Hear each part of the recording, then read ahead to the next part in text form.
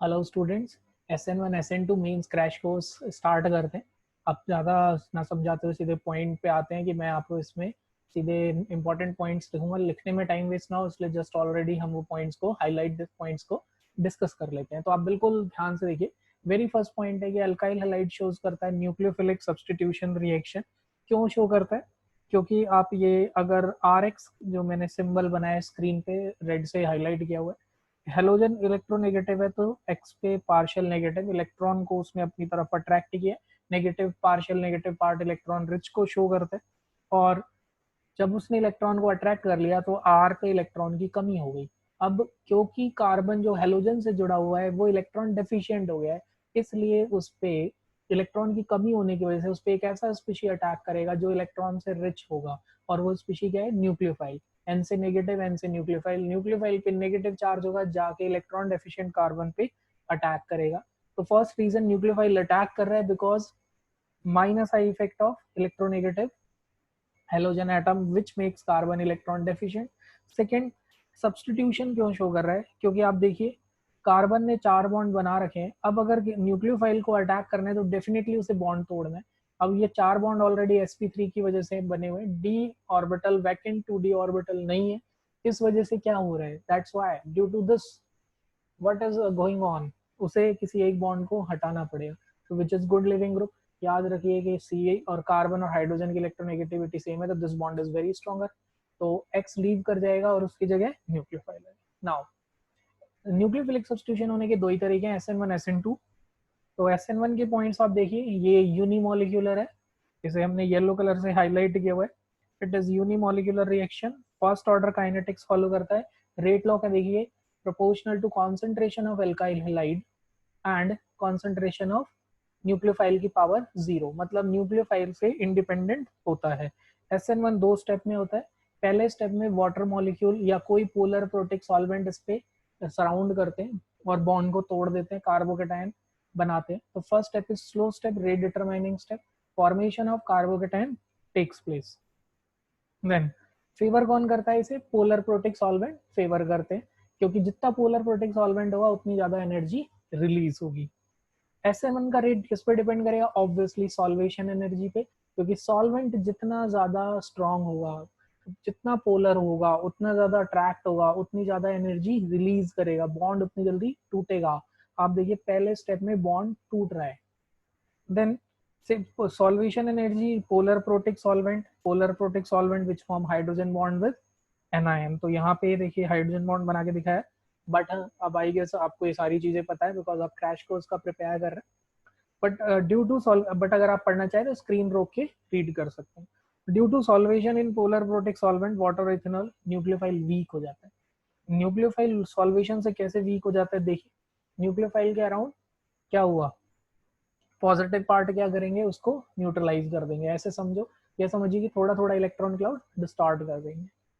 Example है, तो carbocation की स्टेबिलिटी पे SN1 का रेट डिपेंड करेगा। सबसे ज्यादा स्टेबल कार्बोकेटाइन वैसे तो बेंजाइल कार्बोकेटाइन होता है, बट SN1 के लिए सबसे ज्यादा रेट टर्शरी का। इस बात को बाद में डिस्कस करेंगे। कार्बोकेटाइन का क्वेश्चन आता है, ध्यान से सुनो, most stable carbocation is benzyl. But अगर आ रहा है क्वेश्चन की SN1 का रेट सबसे ज्यादा किसका है, तो आंसर इज टर्शरी। तो इंटरमीडिएट कार्बोकेटाइन की आपको हाइब्रिडाइजेशन भी पता होनी चाहिए, it is sp2। Then nucleophile अब अटैक कर रहे हैं सेकेंड स्टेप में SN1 दो स्टेप में होता है न्यूक्लियोफाइल का अटैक, फ्रंट और बैक। अब क्या हुआ यहाँ पे, बैक साइड का अटैक स्टेप 1 में भी स्टार्ट हो जाता है। तो देखिए स्टेप 1 में जब RX बन रहा होता है तो थोड़ा बहुत अटैक वहां भी शुरू हो जाता है। तो यू कैन से फ्रंट के कंपैरिजन में बैक साइड पे अटैक ज्यादा होता है, जिसकी वजह से पार्शियल रेजिमाइजेशन होगा। तो आपको बस ये बात ध्यान रखनी है, rear side attack is 50% greater than front. तो ये आपका प्रीवियस ईयर क्वेश्चन भी है, partial racemization will occur but condition chiral carbon present होना चाहिए। तो क्वेश्चन देख लीजिए, एक टर्शरी है और एक सेकेंडरी है, बट रेजिमाइजेशन सेकेंडरी का होगा because it has chiral carbon. Now इसके बाद SN1 स्टीरियो सिलेक्टिव कंसीडर, ये वाला पॉइंट जो है बहुत डिटेल चाहिए। तो इस वाले पॉइंट के लिए तो आपको सीधे क्या करना पड़ेगा, अगर आप पार्शियल रेजिमाइजेशन कंसीडर कर रहे हैं तो स्टीरियो सिलेक्टिव को कंसीडर करेंगे। जैसे पॉइंट याद रखिए। Then this point is very important, weak nucleophile favour SN1। जो वीक न्यूक्लियोफाइल है वो क्या फेवर करता है, SN1 को फेवर करता है। It is very important. Now तो अब हम आते हैं किस पे, SN2। SN2 के पॉइंट्स भी सुन लो। बायोमोलिक्यूलर है, मैं रेट दोनों पे डिपेंड करता है, न्यूक्लियोफाइल की concentration as well as alkyl halide की concentration. It depends on steric hindrance. ये स्टीरिक फैक्टर पे डिपेंड करता है। स्टीरिक फैक्टर पे डिपेंड करने की वजह से सबसे ज्यादा अटैक प्राइमरी पे होगा, फिर सेकेंडरी पे होगा, फिर टर्शियरी पे होगा। तो अगर न्यूक्लियोफाइल की कंसंट्रेशन चेंज करेंगे, जो ग्रीन कलर से हाईलाइट किया है ध्यान से देखिए, वो तो SN2 का रेट चेंज होगा। और रिएक्टिविटी या स्ट्रेंथ जो है न्यूक्लियोफाइल का, वो भी अगर चेंज करेंगे तो रेट ऑफ SN2 चेंज होगा। तो दीज आर द डिफरेंसेस जिस पे आपको फोकस करना चाहिए। तो rate of SN2 also depends on leaving group ability. Leaving group ability पे भी डिपेंड करता है, ये हाईलाइट कर रहे हैं पर्पल कलर से, which is also called as nucleophilicity. ये लेकिन कब डिपेंड करेगा, when alkyl halide is same, जब एल्काइल हैलाइड क्या होगा, सेम होगा। नाउ अब इसके बाद नेक्स्ट पॉइंट आपको एक और ध्यान रखना है कि poor weak bases strong base favour करेंगे। हाँ, तो नेक्स्ट गुड लिविंग ग्रुप कौन होते हैं, जो वीक बेसिस होते हैं। SN2 is non regiospecific but non regioselective as well as, और सॉरी SN2, और SN2 इज स्टीरियो स्पेसिफिक।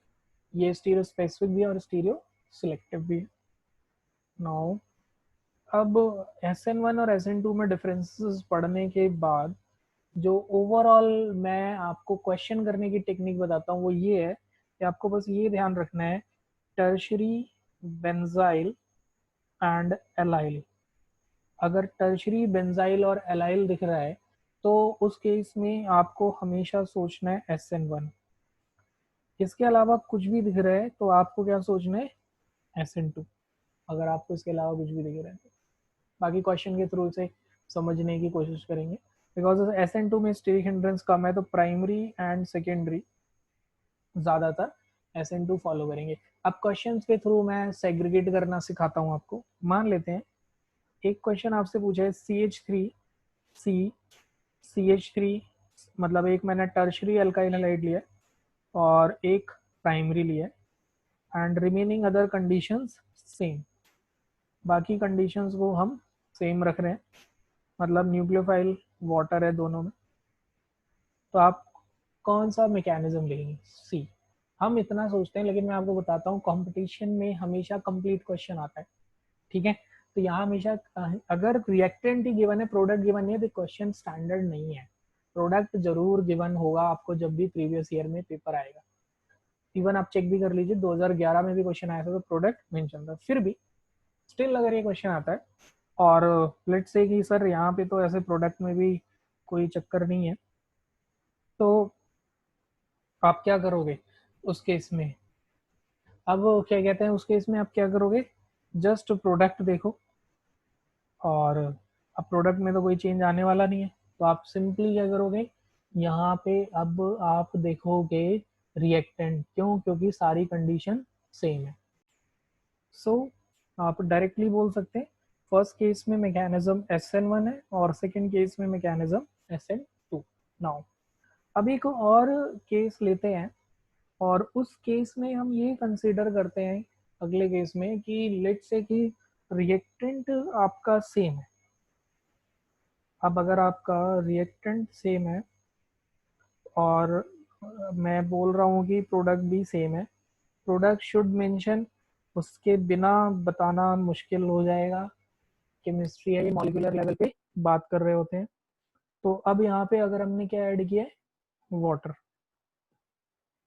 और एक बार हमने न्यूक्लियोफाइल ऐड किया है वाटर, और एक बार न्यूक्लियोफाइल ऐड किया है OH माइनस। सी सब कुछ सेम है, रिएक्टेंट सेम है, प्रोडक्ट सेम है, और सिर्फ क्या वेरी कर रहे हैं, न्यूक्लियोफाइल। तो आपको यहाँ पे सिर्फ एक बात पता होनी चाहिए, week nucleophile favour SN1 and strong nucleophile favour SN2। जो वीक न्यूक्लियोफाइल है वो SN1 फेवर करते हैं और जो स्ट्रॉन्ग न्यूक्लियोफाइल है वो SN2 फेवर करते हैं। जनरली इन दो चीज़ों से क्वेश्चन हो जाता है।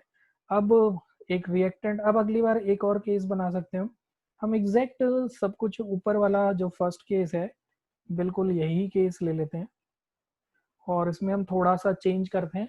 थोड़ा सा क्या चेंज करेंगे कि जस्ट हम बोल रहे हैं कि अब सब कुछ सेम रख रहे हैं, बस हम न्यूक्लियोफाइल को चेंज कर लेते हैं। तो लेट से कि रिपीट कर देते हैं इसको। तो देखिए सब कुछ सेम है। अब यहाँ पे रिएक्टेंट को भी सेम रखते हैं। तो यहाँ पे रिएक्टेंट तो सेम नहीं हुआ तो इसे हटाना पड़ेगा। तो ऐसा करते हैं कि सेकंड क्वेश्चन को ही ले लेते हैं। कीपिंग एवरीथिंग सेम, सब कुछ हमने क्या रखा है, सेम रखा है। तो मैं इस क्वेश्चन को कॉपी करके यहीं पेस्ट कर लेता हूँ। अब मैं इस क्वेश्चन में क्या चेंज करने वाला हूँ, इस क्वेश्चन में हम चेंज करने वाले हैं सॉल्वेंट ओनली। मतलब न्यूक्लियोफाइल सेम है, इधर भी OH नेगेटिव है और इधर भी। फर्स्ट केस में सॉल्वेंट है वाटर और सेकंड केस में सॉल्वेंट है डाइमिथाइल फॉर्मामाइड या एसीटोन। अब मैकेनिज्म क्या होगा, सब कुछ सेम है, सिर्फ सॉल्वेंट वेरी कर रहा है। तो polar protic solvent favour SN1, polar aprotic solvent favour SN2। अब यहाँ पे मैं एक बात बोलूँगा आपको कि मेंस 2011 का ये क्वेश्चन है। आप स्क्रीन पॉज करिए इस इंफॉर्मेशन के बेस पे और इस क्वेश्चन को करने की कोशिश करिए कि इस क्वेश्चन में आंसर क्या होगा।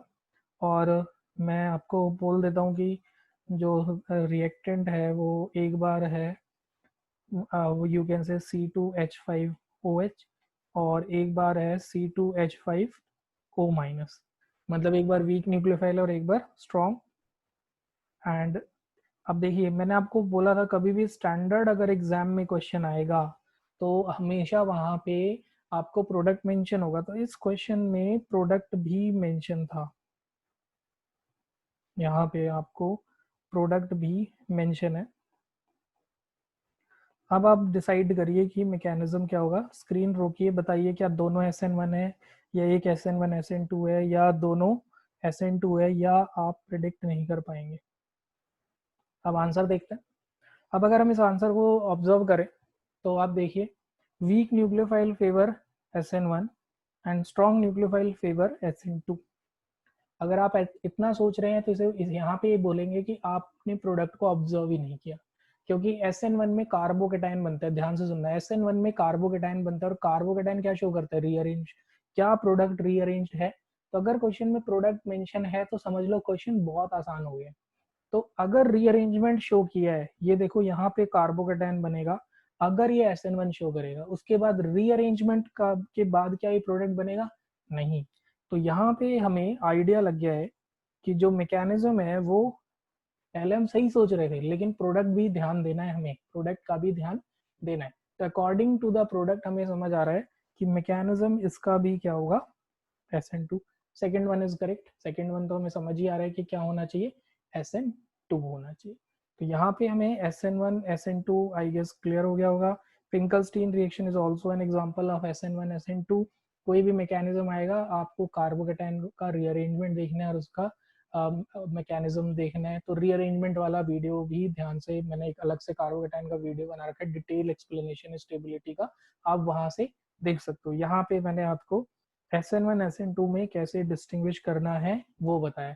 नाउ आई गेस जो सिंपल क्वेश्चंस हैं, लाइक अगर मैं पूछूं कि बेंजाइल क्लोराइड और यू कैन से CH3 C CH3 CHCl, इसमें से SN1 के लिए सबसे ज्यादा रिएक्टिव कौन होगा?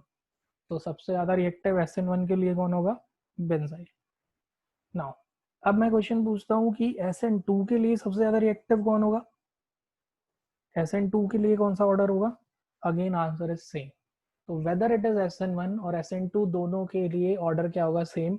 बस यही एक पॉइंट SN2 का बहुत ध्यान से समझो कि SN2 का जो रेट है it also depends on stability of delta plus, या you can say it also depends on जितना ज़्यादा डेल्टा प्लस इंक्रीज हो गया, मतलब इलेक्ट्रॉन डेंसिटी जितनी डेफिशिएंसी जितनी बढ़ गई।